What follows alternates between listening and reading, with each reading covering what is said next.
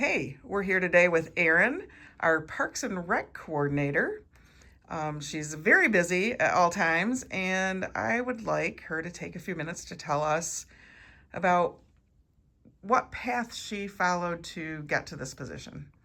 Sure. So I started out high school. I had no idea what I wanted to do with my career. My first job, I was actually a soccer official because I grew up playing soccer, played basketball. Just wanted to get involved in some capacity. When it came to picking a major in college, clueless, had no idea. Just kind of stuck with, I think, a business option was what the first one I started with. By the time I even realized what I kind of wanted to do, I was in my last year of undergrad. And so, fast forward, I got a master's degree in recreation, and that has kind of led me to where I am today. Okay. What did you work while you were in college? Yes, oh gosh, I had random jobs here and there. In undergrad, my college job, I was a help desk assistant, which is, resident IT here. It's kind of the same thing.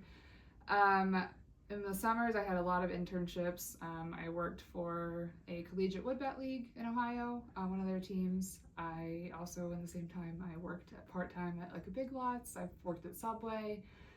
Whatever you can think of, I've probably done it. I've helped with or organizing youth hockey tournaments.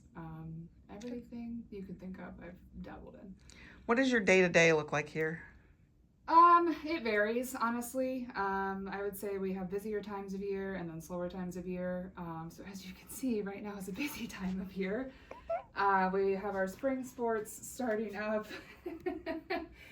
A lot of that entails, recruiting coaches, getting players signed up.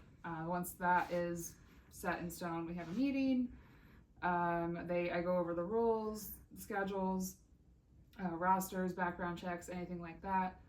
I order the shirts. I work with a company on the design, the numbers, the colors, all that stuff, and they're getting dropped off at the fields tonight. So Part of your job coming up with ideas for different kinds of activities for the community? I would say yes. I feel like this being such a small community, there's things that are kind of already being done, or there's a lot of overlap, I guess.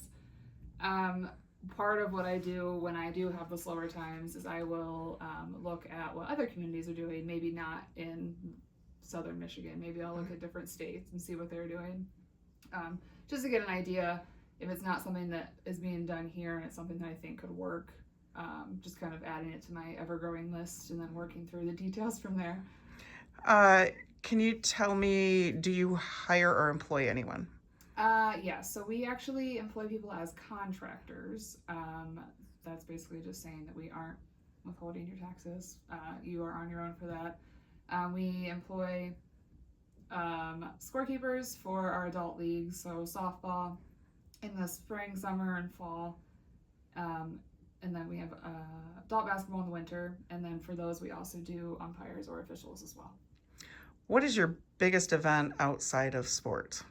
Outside of sports, the biggest event is by far our daddy-daughter dance. Honestly, my first year here, I was so shocked by how many people showed up.